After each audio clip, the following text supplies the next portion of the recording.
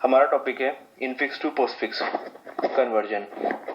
जैसे कि हम जानते हैं हम अपनी किसी भी एक्सप्रेशन को तीन तरीके से लिख सकते हैं। ये पहला होता है इनफिक्स फॉर्म, दूसरा होता है पोस्टफिक्स फॉर्म और तीसरा होता है प्रीफिक्स फॉर्म।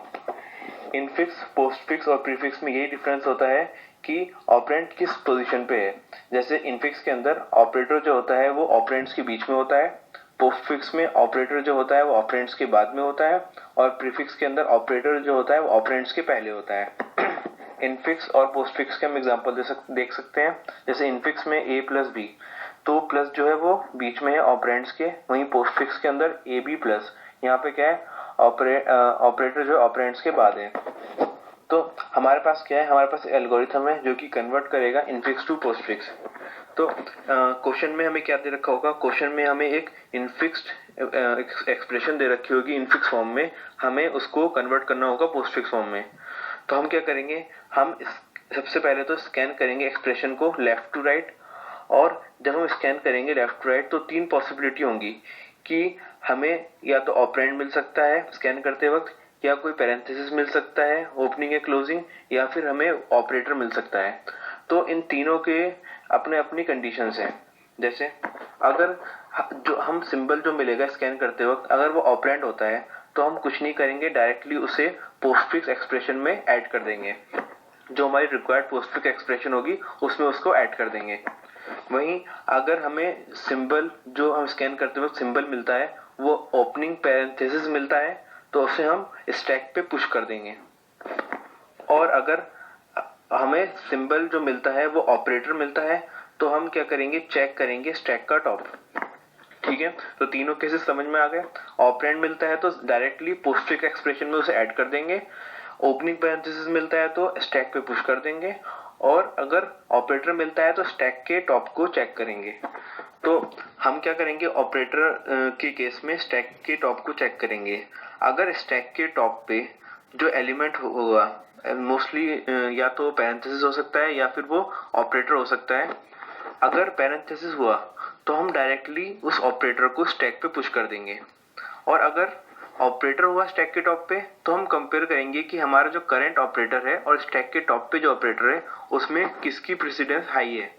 अगर स्टैक वाले ऑपरेटर की प्रेसिडेंस हाई है तो हम स्टैक के ऑपरेटर को स्टैक से पॉप करेंगे और पोस्टफिक्स एक्सप्रेशन में ऐड कर देंगे। और अगर उसकी प्रेसिडेंस, स्टैक के टॉप वाले ऑपरेटर की प्रेसिडेंस करंट ऑपरेटर से कम है तो हम अपने ऑपरेटर को उस स्टैक के ऑपरेटर के ऊपर पुश कर देंगे। ठीक है, तो ये सबसे इंपॉर्टेंट पॉइंट है। इसको समझने के लिए ये है कि कभी भी जो लो प्रायोरिटी वाला ऑपरेटर होता है वो हाई प्रायोरिटी वाले ऑपरेटर के ऊपर पुश नहीं हो सकता। ठीक है, एक और केस है, अगर हमें कोई सिंबल मिलता है वो क्लोजिंग पैरेंथेसिस होता है तो हम क्या करेंगे, हम स्टैक को पॉप करना शुरू कर देंगे। कब तक पॉप करना शुरू कर देंगे, जब तक उसका हमें कॉरस्पॉन्डिंग ओपनिंग पैरेंथेसिस नहीं मिलता तब तक हम स्टैक को पॉप करते रहेंगे। और एट लास्ट जब हमारी इनपुट जो है वो कंप्लीट हो जाएगी तो हम स्टैक में जितने भी एलिमेंट्स होंगे उसको पॉप करके पोस्टफिक्स एक्सप्रेशन के एंड में ऐड कर देंगे। अब एक एग्जांपल देख लेते हैं इनफिक्स टू पोस्टफिक्स कन्वर्जन का। हमें एक इनफिक्स एक्सप्रेशन गिवन है 5 मल्टीप्लाई फिर ब्रैकेट 6 प्लस 2 फिर ब्रैकेट बंद माइनस फिर again bracket start 12 divide by 4 and then bracket again बंद। तो हम इस तरह से एक टेबल बना लेंगे जिसके अंदर 3 कॉलम होंगे। एक होगा स्कैन सिंबल जो कि बताएगा कि करेंटली हम किस सिंबल को स्कैन कर रहे हैं। दूसरा कॉलम होगा स्टैक का जो कि हमें स्टैक की कंडीशन बताएगा कि स्टैक में इस टाइम कौन सा है, ऑपरेटर या पैरेंथेसिस है। और लास्ट कॉलम है पोस्टफिक्स एक्सप्रेशन का जो कि हमारा रिक्वायर्ड होगा कि हमें ये हमारा रिक्वायर्ड रिजल्ट बताएगा हमें। ठीक है, तो सबसे पहले हमारा क्या है 5 जो है वो एक ऑपरेंड है तो हम उसको डायरेक्टली पोस्टफिक्स एक्सप्रेशन में ऐड कर देंगे। उसके बाद है मल्टीप्लाई क्या है, मल्टीप्लाई एक ऑपरेटर है तो हम स्टैक का टॉप को चेक करेंगे। तो स्टैक के टॉप पे कुछ नहीं मिलेगा तो हम डायरेक्टली उस ऑपरेटर को स्टैक पे पुश कर देंगे और पोस्टफिक्स एक्सप्रेशन में कोई चेंज नहीं आएगा इस केस में। उसके बाद है हमारा ओपनिंग पैरेंथेसिस। तो ओपनिंग पैरेंथेसिस का केस था कि ओपनिंग पैरेंथेसिस जब भी हमें मिलता है तो हम डायरेक्टली उसको पुश कर देते हैं स्टैक पे। तो स्टैक के टॉप पे हमारा ओपनिंग पैरेंथेसिस आ गया है और पोस्टफिक्स एक्सप्रेशन पे कोई चेंज नहीं हुआ है। उसके बाद नेक्स्ट है 6 जो है एक ऑपरेंड है और ऑपरेंड के केस में था कि ऑपरेंड को हम डायरेक्टली पोस्टफिक्स एक्सप्रेशन में ऐड कर देंगे, उसको स्टैक पे पुश हम नहीं करते ऑपरेंड्स को, तो हमारे स्टैक पे कोई फर्क नहीं पड़ेगा और पोस्टफिक्स एक्सप्रेशन हमारी ये बन जाएगी अब। उसके बाद हमारा नेक्स्ट है प्लस जो है एक ऑपरेटर है, तो हम अब स्टैक के टॉप को चेक करेंगे इस केस में। तो यहाँ पर हमारे स्टैक के टॉप पे ओपनिंग पैरेंथेसिस है, तो इस केस में हम डायरेक्टली प्लस को स्टैक पे पुश कर देंगे। नेक्स्ट है हमारा 2 जो है ऑपरेंड है, तो ऑपरेंड के केस में हम डायरेक्टली उसको पोस्टफिक्स एक्सप्रेशन में ऐड कर देंगे। उसके बाद है क्लोजिंग ब्रेसेस का केस ये था कि जब भी क्लोजिंग ब्रेसेस हमें मिलता है तो हम स्टैक में ऑपरेटर्स को पॉप करना शुरू कर देते हैं, और कब तक करते हैं, जब तक उसका कॉरस्पॉन्डिंग ओपनिंग पैरेंथेसिस ना मिल जाए। तो हम इसको पॉप करेंगे, प्लस को पॉप करेंगे और उसको पोस्टफिक्स एक्सप्रेशन में ऐड कर देंगे।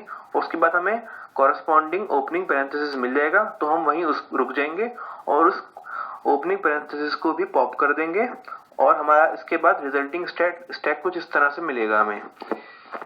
तो क्लोजिंग पैरेंथेसिस के बाद हमारा स्टैक की कंडीशन हो जाएगी कि सिर्फ मल्टीप्लिकेशन प्रेजेंट है और पोस्टफिक्स एक्सप्रेशन में 5 6 2 प्लस ये हमारा रिजल्टिंग पोस्टफिक्स एक्सप्रेशन हमारा बन जाएगा। उसके बाद नेक्स्ट है हमारा माइनस क्या है, ऑपरेटर है। तो माइनस के केस में हम चेक करेंगे कि स्टैक के टॉप पे कौन सा एलिमेंट है। तो स्टैक के टॉप पे है मल्टीप्लिकेशन, और मल्टीप्लिकेशन की प्रायोरिटी माइनस से ज्यादा होती है। तो इस केस में हम क्या करेंगे, हम इस मल्टीप्लिकेशन को पॉप करेंगे और पोस्टफिक्स एक्सप्रेशन में ऐड कर देंगे, क्योंकि लो प्रायोरिटी वाला ऑपरेटर हायर प्रायोरिटी वाले ऑपरेटर के ऊपर पुश हम नहीं कर सकते। तो हम मल्टीप्लिकेशन को पॉप करके अपनी पोस्टफिक्स एक्सप्रेशन में ऐड कर देंगे और जो माइनस है, माइनस को पुश कर देंगे स्टैक पे। उसके बाद हमारा है ओपनिंग पैरेंथेसिस, तो ओपनिंग पैरेंथेसिस को डायरेक्टली पुश कर देंगे स्टैक पे। उसके बाद है 12 ऑपरेंड है, तो डायरेक्टली उसको पोस्टफिक्स एक्सप्रेशन में ऐड कर देंगे। उसके बाद हमारा ऑपरेटर है डिवाइड को हम पुश करेंगे स्टैक पे, क्योंकि स्टैक पे इस टाइम टॉप पे कोई ऑपरेटर है नहीं। और लास्ट में हमारा है क्लोजिंग पैरेंथेसिस। तो क्लोजिंग पैरेंथेसिस का रूल था कि जब भी क्लोजिंग पैरेंथेसिस मिलता है तो हम स्टैक में से एलिमेंट्स को पॉप करना स्टार्ट कर देते हैं। कब तक, जब तक उसका कॉरस्पॉन्डिंग ओपनिंग पैरेंथेसिस ना मिल जाए। तो हम डिवाइड को पॉप करेंगे और ऐड कर देंगे पोस्टफिक्स एक्सप्रेशन पे। उसके बाद हमें मिल जाएगा उसका कॉरस्पॉन्डिंग ओपनिंग पैरेंथेसिस, तो हम वहीं रुक जाएंगे और उस ओपनिंग पैरेंथेसिस को भी पॉप कर देंगे। और तो अब हमारी इनपुट जो है वो कंप्लीट हो चुकी है। हम स्टैक पे देखेंगे, स्टैक पे अगर ऑपरेटर है तो हम उस ऑपरेटर को अपनी पोस्टफिक्स एक्सप्रेशन में ऐड कर देंगे।